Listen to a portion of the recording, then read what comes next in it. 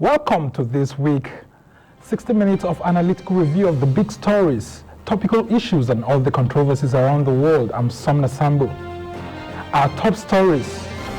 Nigeria's former service chiefs are nominated for ambassadorial positions by President Buhari, and Mohammed Adamu's tenure has been extended by 3 months as Nigeria's Inspector General of Police.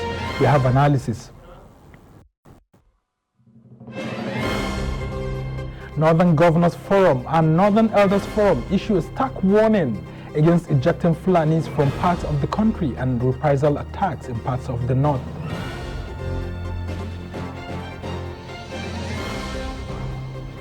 Plus, ahead of the 2023 general election, the Independent National Electoral Commission is set to create more polling units nationwide, 25 years after the last exercise.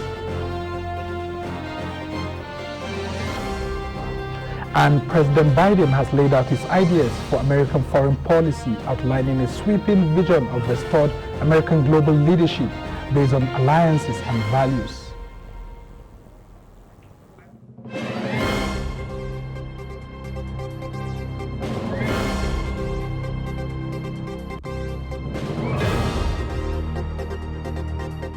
And the show begins. We start here in Nigeria with the news that the recently departed service chiefs are to become non-career ambassadors following their nominations by President Muhammadu Buhari. Retired Chief of Defense Staff General Abayomi Olonishakin, Retired Chief of Army Staff Lieutenant General Tukuru Buratai, Retired Chief of Naval Staff Vice Admiral Ibok Ete Ibas, Retired Chief of Air Staff Air Marshal Sadiq Abubakar, and Retired Chief of Defense Intelligence Air Vice Marshal Mohammed Usman all left their posts last week. After close to 6 years, the National Assembly is due to resume on Tuesday, and Buhari is urging senators to approve the nominations very quickly. Meanwhile, Mohammed Adamu has been given a 3-month extension in office as Nigeria's Inspector General of Police. It's to allow a successor to be chosen.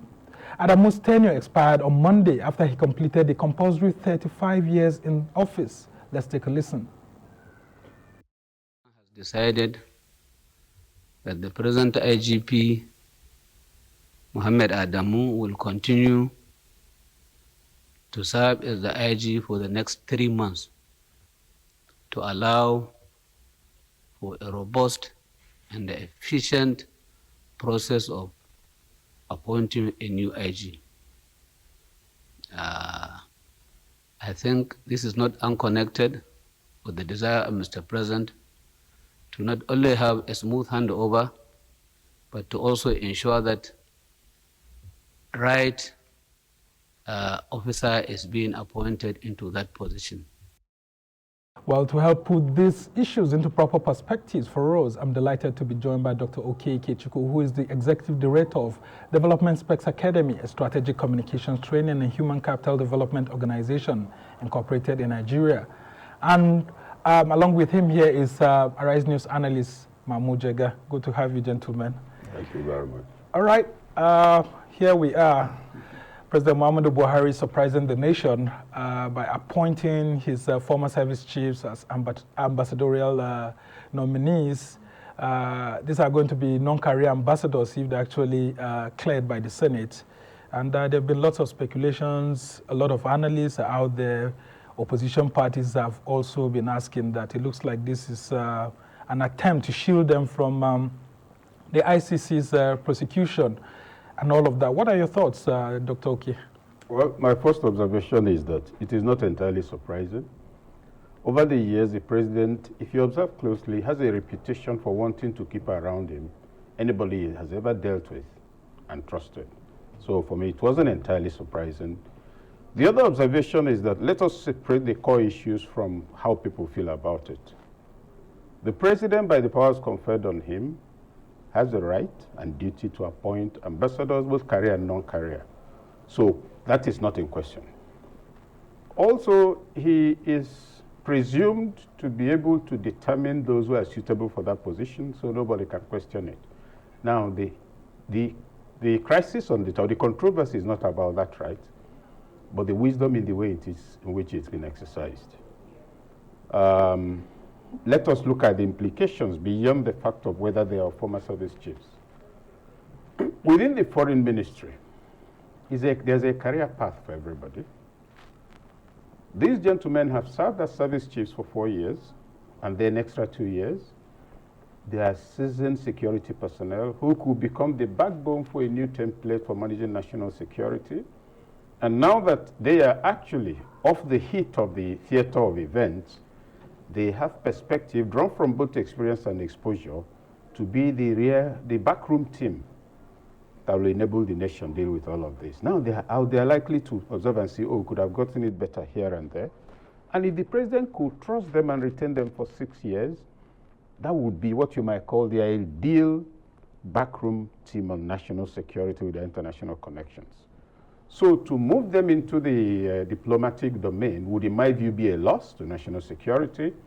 They've served 30-something years. How much did it take to train them? And so they were done 40 years. 40. Actually. And how much did it take the nation to train, promote until they got to that level? All that investment will disappear because they are now going to be ambassadors. So on the face of it, I have issues with that. All right, let's go to you, Mahmoud. Do you think it's a win-win situation? Nigerians were clamoring for the sack of these service chiefs, and here the president surprises the nation by sacking them, and then he decides to also reward them. Is this a win-win situation for the country? Maybe for the former service chiefs, it is a win-win.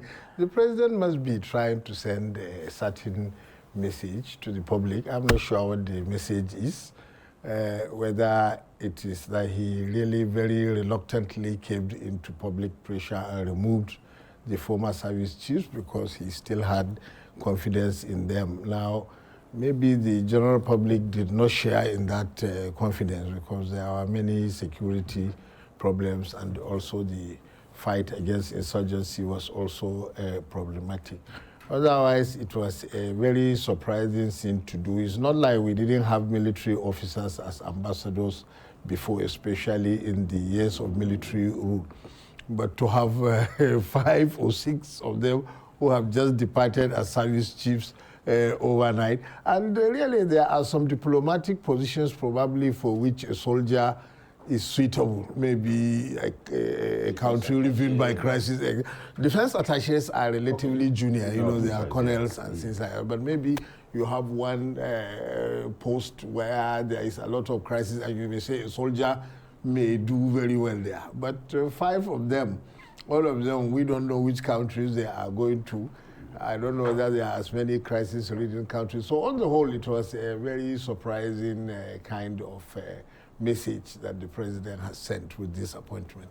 Now let's talk about soldiers as diplomats. We've had the former Nigeria's Minister of External Affairs, Joseph Namven Garba, being a diplomatic soldier, like he had said, and was very successful at that. He was Nigeria's former permanent representative to the United Nations. He went on to become president of the United Nations for some time. I mean, what do you think of the roles of soldiers as diplomats when they've left their positions? Because some have said that Pakistan, Afghanistan, and India actually does that a lot, and so they don't see anything wrong with that. Many countries do that. Even the U.S. does that. Some army generals have been secretaries of state, which is the highest diplomatic position you can have. So some soldiers could be, you know, if they have the right temperament to be. And there are also situations where you need an impatient fellow. And you may say, well, a soldier may be good for this particular assignment. You see, the surprising thing here is not that an army general was appointed. It's just their number.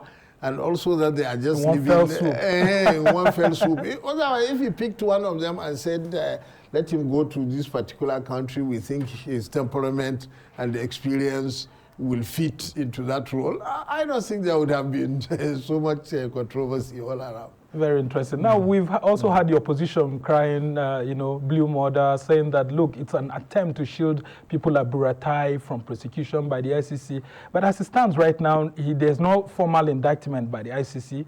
There are only just allegations that groups have sent to the ICC and all of that. How true is such kind of allegation that he's trying to shield these people, the former service chiefs, from a possible prosecution? And then there are some also, the second leg of that question is that there are some who have said that Buhari may likely send them to become ambassadors in countries like Chad. that's very close to us because of the war, or Cameroon or Niger Republic, yeah, so that they will still be monitoring what's going on. And if there's also any challenge, they could actually rush back. Assuming any country wants to arrest them, they can quickly rush back into Nigeria's borders. What do you say of that? Well, first, on the matter of what was the first leg of it? Now, yes, talking about the issues generally that have to do with... Okay, whether he was trying to shield them. Yeah, shield them. All of that is purely speculative. So even any answer I give now will still be speculation. Well, it may you be have true. the major opposition parties, right? No, but you know, raising the temperament of the country. Even if the fact that it's coming from the opposition parties doesn't give it any credibility. I may be mistaken, but what has been their opposition? Press releases? Everything the government, the APC government does is bad. Opposition is about alternative policy positions. Occasional review of the state of the nation. Informed ideological positions. They are not activists. That's what these opposition people don't realize. So it does not confer credibility on the allegation at all. I have my own suspicions, which may even be stronger than their own. But like I said, it remains speculative. Let them take it to court. Let them take it to the ICC. Let them make a case that's strong enough to warrant even the diplomatic immunity being reviewed in case that's what they're talking about. Beyond that, this is not a matter that should distract us.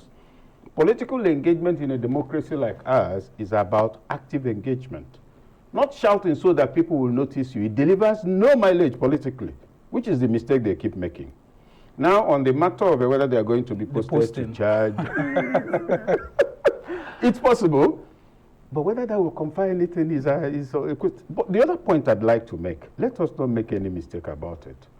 The armed services and the security agencies have the highest quality of the most developed human capital in the Federal Republic of Nigeria.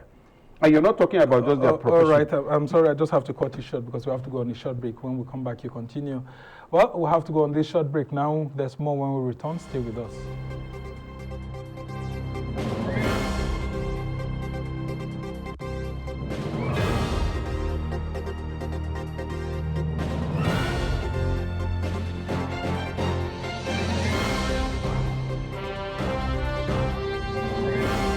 Welcome back to This Week, where we have the best of analysis and conversations. I'm Somna Sambo.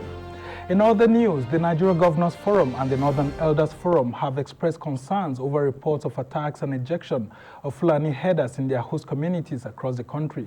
They caution that Nigeria is going through a lot, and escalating such tensions will not resolve any grievances but rather aggravate the situation to levels that could threaten national security. The Northern Elders Forum asks Fulani herders to leave the south for the north and seek protection where it is available. Let's take a listen. We had released two statements where we said no one has a right to eject Fulani. Fulani has a right, like every Nigerian, to live peacefully within the law, and no one has a right to eject him just for being Fulani. It is dangerous, it is illegal, and it's wrong. So we told them to stay put. But increasingly, more and more communities are assuming responsibility to eject the Fulani, to demonize him, to criminalize him. These are people that have been familiar with communities for decades and centuries. And suddenly, every Fulani is a criminal. And the state appears to have abdicated its responsibility to thugs and brigands and small little people who are chasing the Fulani all over the place. So what we said is, we demand that the Nigerian state should protect the Fulani like they're protecting everybody else. And I still have with me in the studio Dr. Okey Ikechukwu, the Executive Director of Development Spec Academy. And I have also with me Arise News Analyst Mahmud Jega. Just before we go into this, you were actually making a very strong point because it's still linked together on how the military has the best set of trained, qualified human capital that can actually deal with these insecurity so many issues generally. And the fact that somebody has retired from service doesn't mean he should go to the dustbin. They are the ones who are taken on as visiting professors, consultants on security. So let's not demonize people because they were military people. Most of the attainments in service were based on promotions from one establishment to the other. The procedure is known. So let's not, in the heat of this controversy, begin to forget that these are also people who have risked their lives. We may not be satisfied with their service, but they are human beings. They are not exhausted in their capacities, but there is concern, and I share that concern, about the wisdom of the president's decision in where he deployed them at the moment. I'm not sure that's the best. Now let's talk about this issue related, the farmer header clashes. That's where the military was actually accused of failing, that a lot of bandits have been coming in, and we could see the works of people like Sheikh Ahmad Gumi going on, and we saw these armed bandits with a lot of AK-47 and things like that. Assault, military assault rifles. And this issue is not just within Nigeria, it's a West Africa issue, and I want you to link it with the possibility of these former service chiefs actually being posted within these West African countries to see how Nigeria could help to nip in the bud this transborder crisis. Without prejudice to those who hold that view, the question we must ask is, what did they deliver while they were strictly on the job? So I don't share that enthusiasm. But more importantly, the gentleman who just spoke, I think he makes the point completely. There are Fulani people in the area who sells here. There are Fulani people all over the country who import grain and sell. Has anybody ejected them? There are Fulanis who are prominent in many communities, and I'm from the southeast. They are intact. Therefore, let us make a distinction between ejection of Fulanis and ejection, and there are headers. My primary school friend in whose house I ate tuwo for the first time in Omaha was Mohammed Bako from Kano. There are reputed headers till tomorrow as we speak all over the country. Nobody's asking them to go. The issue that led to this controversy had to do with the effort of the state government to eject headers out of forest reserves, places you're not allowed to live in by law. So let's make a distinction, because there's a point you make and you don't know you're criminalizing a people. One thing I have a lot of Fulani friends. There's a certain dignity about the average Fulani person, true or false. It's a fact, So, but leaving all of that aside now, there was a time also a lot of people were being arrested in Semeboda for smuggling, and some people tried to make a view that, no, it's targeted against Igbo people. What point are you making? That they are the smugglers, isn't it? So in this confused campaign, you may actually be, without intending it, stigmatizing the Fulanis as people who don't respect the living space allowed by law. And if you look at, just a minute now, if you look at the apparent resolution in Ondo, Mietiala has stepped in and accepted to take custody and take them out in acknowledgement of the fact that where they were was not where they're supposed to be. All right, I would just want to go to Mahmud Mm. Jega here to actually get your views on this controversy and how the Northern Governors Forum have waded in, and then the Northern Elders Forum actually saying that, look, if you're ejected, you can actually come back home. And the Kano State Governor, Abdullahi Ganduje, saying that, look, we should actually stop this movement of, cattle headers from one part of the country to the other. What are your views and your thoughts? Okay, you see, to go back to the source of the tension, as far as I can see, it's not the Ondo state government's decision to eject pastoralists from certain forests, because as you expect, if it is a state governor doing something, he might do it in a measured fashion. But this man in Oyo State, who was going from one community to Sunday another, Sunday Igboho, saying... Some have been calling him Yoruba activists. Boasting and saying we have expelled all the Fulani. He didn't say criminals. He said we expelled all the Fulani, they are no longer here. And also the video from Ebonyi State, where some members of, I think it was called Eastern Security Network yes, went to a small Ruga hut. There were no people there as far as I could see, and they were setting it on fire and saying, videoing it so as to circulate on social media. Things raise emotions more than actually the impact that they had on the ground.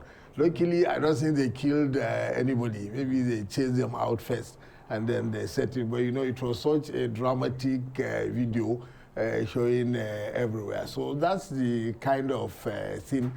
And the state, both federal and state governments, should not allow demagogues and some hoodlums to take charge of internal security policy.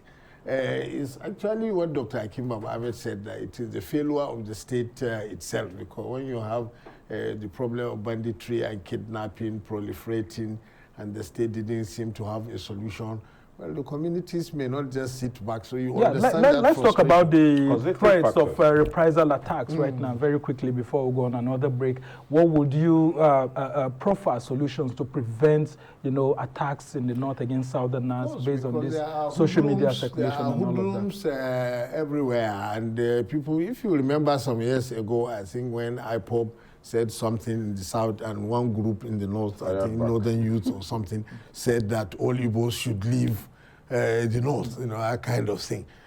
Luckily, I think that time the northern governors stepped up and were owning them, and Buhari also, when he came back from abroad, stepped in. Including So Rufai too. So that's the kind of thing leaders should do.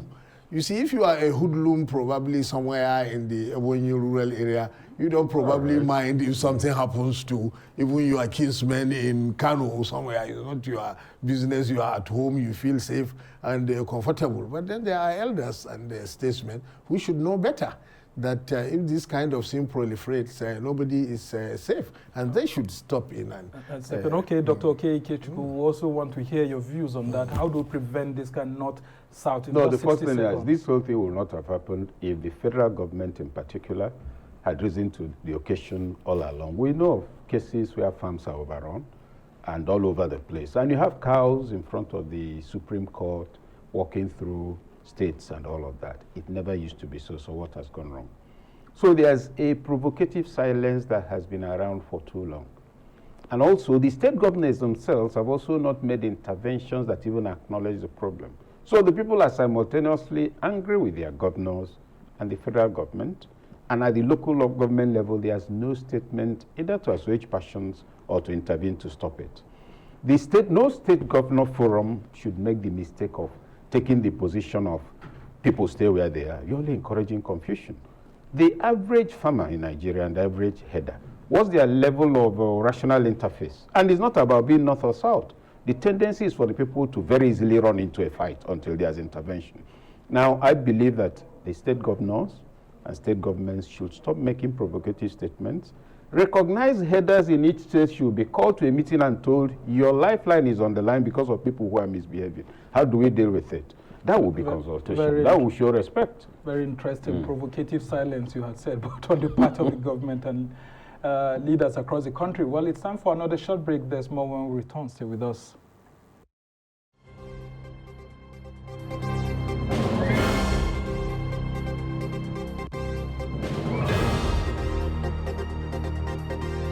Welcome back to This Week, where we review big stories and bring to you up-to-date analysis on relevant issues around the world. I'm Somna Sambo. The Independent National Electoral Commission says it is set to create additional polling units nationwide to boost voter turnout in elections. INEC National Chairman Professor Mahmud Yakubu says concerns about low voter turnout in elections make the expansion of voters' access to polling units imperative. According to Professor Yakubu, the last time polling units were established in Nigeria was 25 years ago, in 1996, by the defunct National Electoral Commission of Nigeria, NECON. And since then, the Commission has tried unsuccessfully to set up more polling units. At the first consultative meeting of the year with political party leaders, he is urging them to do more in the areas of voter and civic education, voter mobilization, and inclusivity. Let's take a listen to him. It was agreed that political parties, INEC, and all stakeholders need to do more in the areas of voter and civic education, voter mobilization, and inclusivity.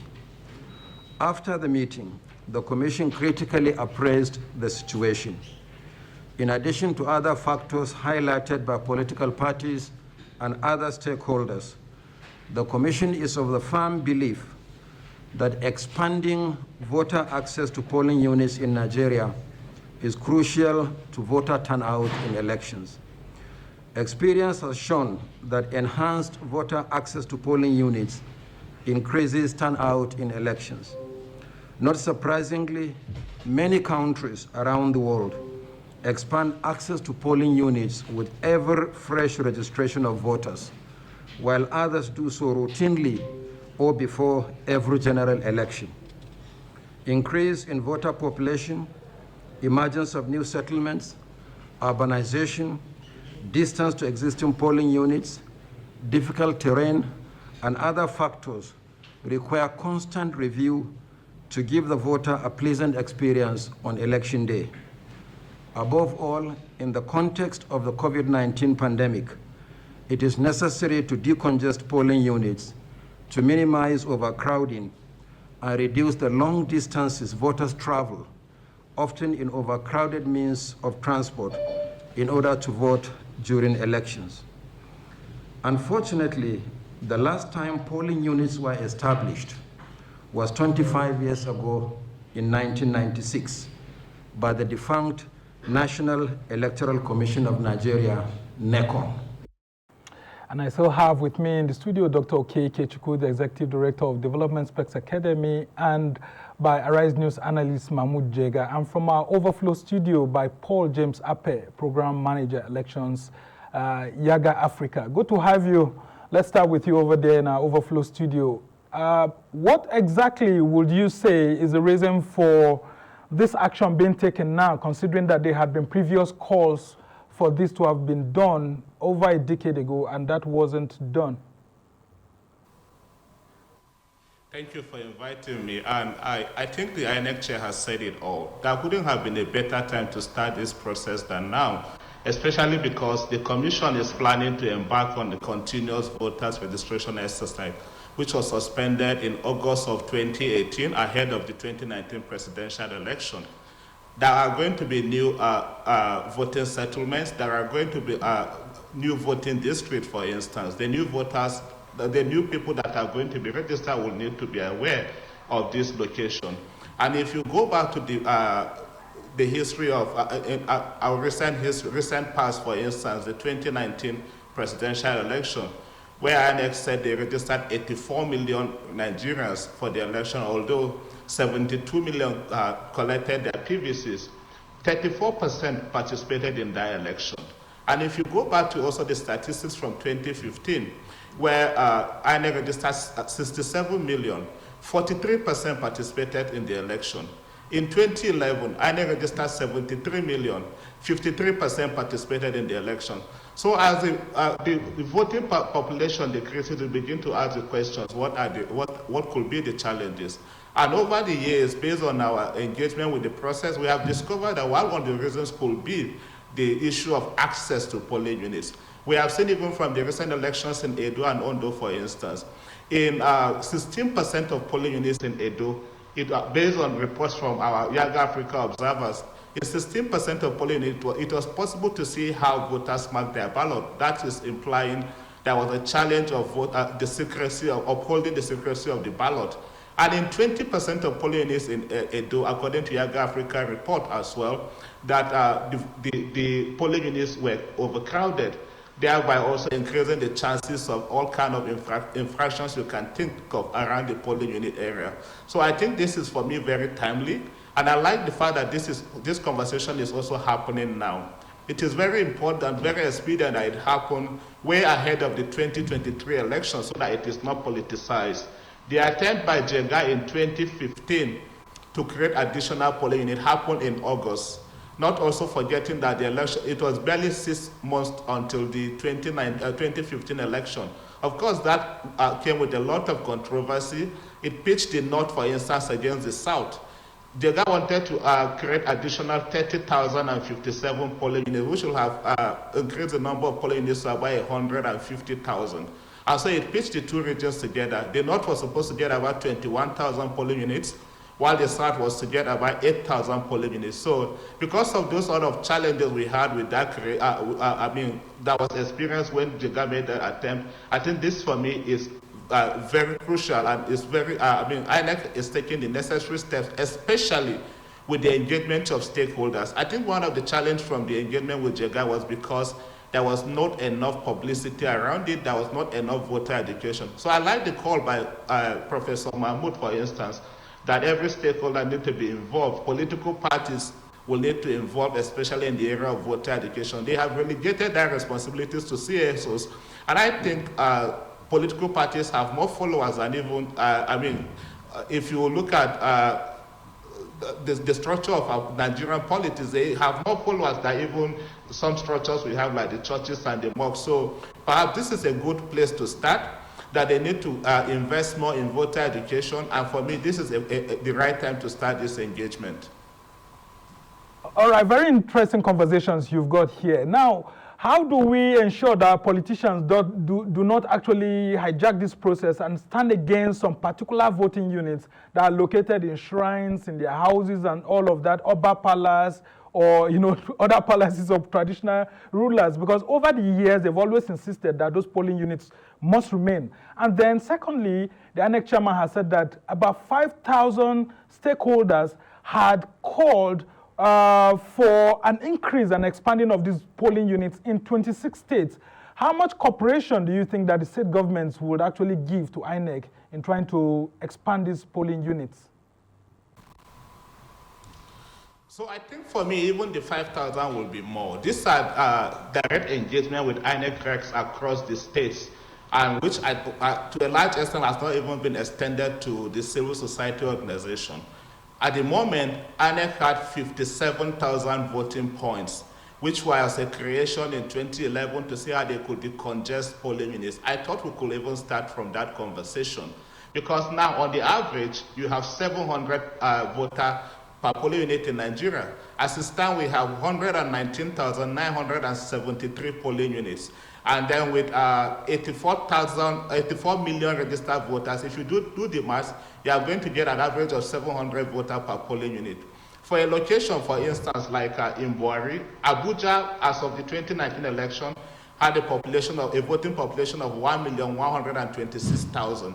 And then on the average, 2,000 voters per polling unit. Dutse Alaji Primary School that served the entire Buhari has 6,440 registered voters, although it got about 13 voting points. And so imagine if all of these people will come to register, to participate on election day. A lot of the time people will tell you, but we always know that people will not turn out to vote. But my question is, what if they turn out to vote? And that is what we need to start preparing for. So for me, it's for all hands to be on deck. It's not just about the politics. I mean, they always want to see how they could tilt this to their advantage, and that is why you need all stakeholders to come on board. I am happy that INEC is engaging every stakeholder. They are started with the political parties because somehow that is the vehicle through which candidates emerge in election. But then, I'm sure the next engagement will be with the traditional rulers, with the civil society, and also with the religious institution. All right, what we Paul. all need to do here is... Paul, if I may come in here, sorry to break in. I just want to get your views on this before we allow you to go. How much longer do we have to wait after this exercise is done this year? Should we need to wait for another 25 years? And why did it take us this long? Why shouldn't it be something that's done maybe after every election cycle, or maybe 2 election cycles at most? If wishes were horses for me, this is what should have been done after every election cycle. If you go back to 1996, when the polling units were created, they were meant to serve 50 million registered voters for a population of 110 million.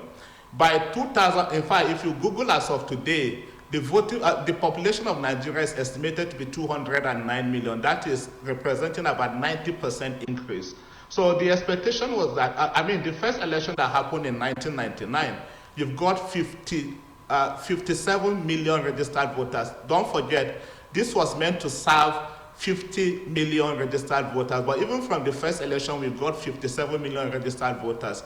52% turned out to vote in that election. So for me, I would say this is an exercise that should rather be part of the post-election engagement for INEC. We shouldn't even wait until after every 4 years. After every election, we could even start on the state-by-state basis. If we see the need to expand, we expand. We are limiting access, especially for persons with disability. Nigeria has got about 25 million people with disability. That is documented. And if you look at the current structure of most of our polling units, they are not accessible. They are in locations that even for average voters cannot access. First, if you also go back to the issue about our registrations are even done at registration areas. Nigeria got 8,809 registration area centers. But the last election, before the 2019 election, this happened in 1,446 centers, and mostly in local government offices, which was far for people to access.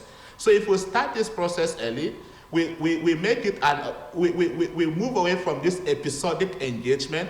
I am sure we are going to defeat this politicization that comes around the creation of polling unit each time this issue comes up. INEC is within their right to create polling unit. The Constitution has mandated them to do that. Our other enabling laws have also I'm afraid we just have to go at the INEC moment because we do not have enough time, but we must thank you so much. Paul Lape, Programs Manager of Yaga Africa, speaking with us on INEC's plan to create more polling units. And then back to the studio here. Let me start with you, Dr. Okey. Very quickly, in 60 seconds, can you just give us your insight into this plan to create additional polling units? I think it's a very good idea. Demographic update. People have had more children. New businesses have come. Some parts of Nigeria that were not developed 25 years ago are now cities, so it makes a lot of sense. I think INEC should be commended for it. In addition to the fact that demography demands it, the fact of technology, the challenge, the new normal also demands that we have more polling units. So it's a very good move in the right direction. And you, Mahmud Jega? I was living in Gwarimpa area of Abuja in 2011 when INEC did that registration of voters.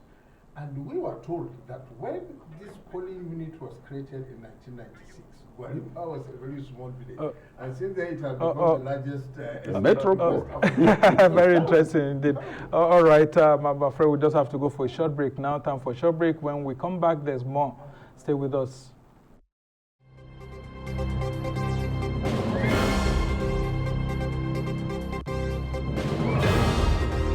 Welcome back to This Week, where we hold best of analysis and conversations. I'm Sonia Sambo, and I still have with me here Dr. Okey Ikechukwu, Executive Director of Development Spec Academy, and Mahmud Jega, a Rise News Analyst. Let's start from you, Mahmud.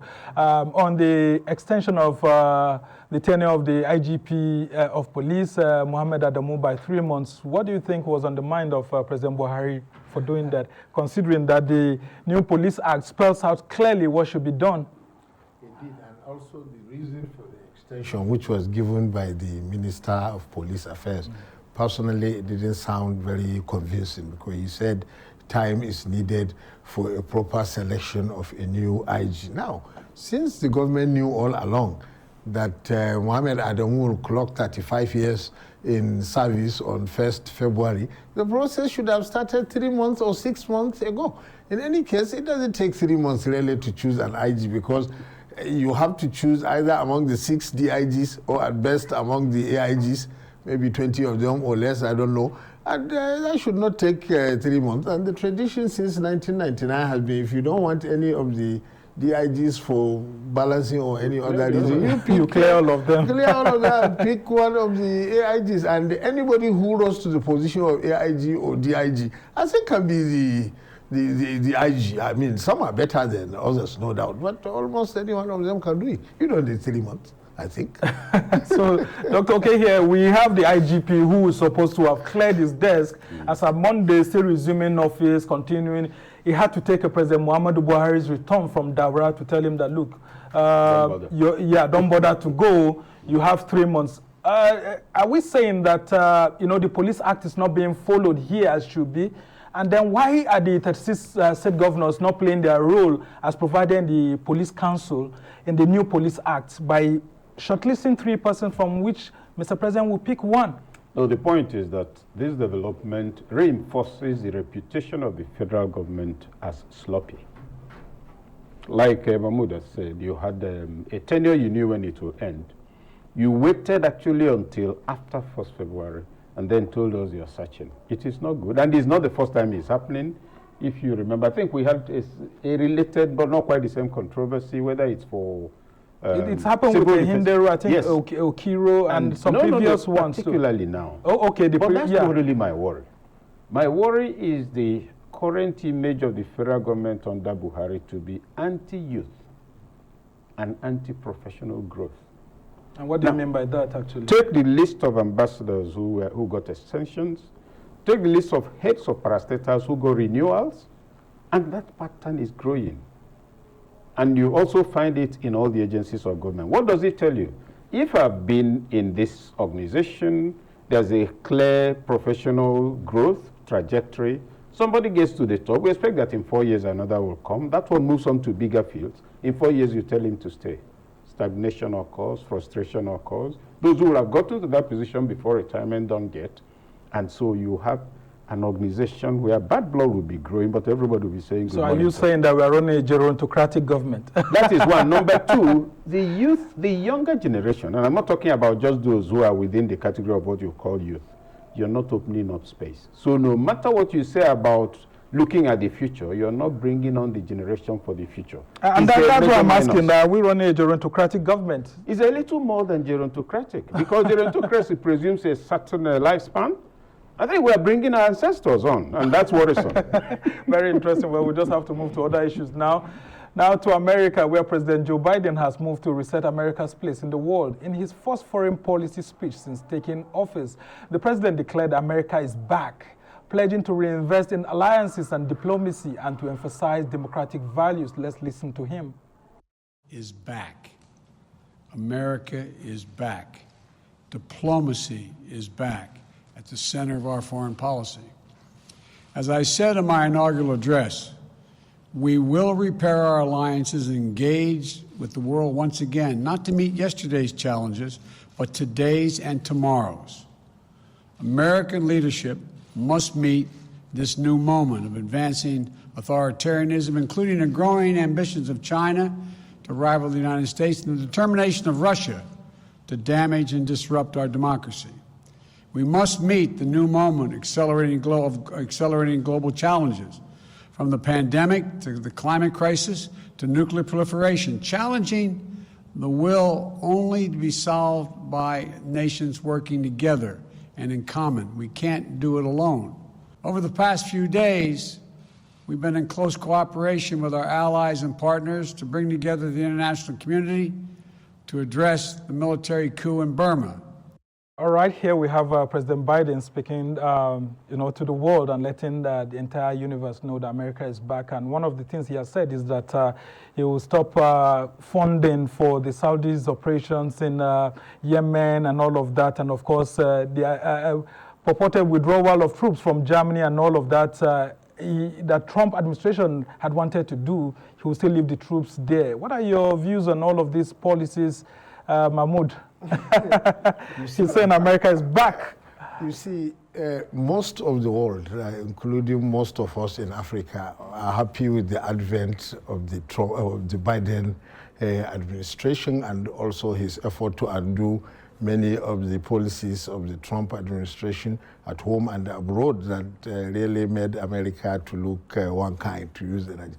But you see, America is back could be as dangerous as America is gone. That's what I wanted to say. Because some countries may actually be afraid of what that means. Coming back, you see, like one element, you see, American leadership is certainly desired in certain areas, like in combating climate change, in solving some intractable world problems like the Middle East problem.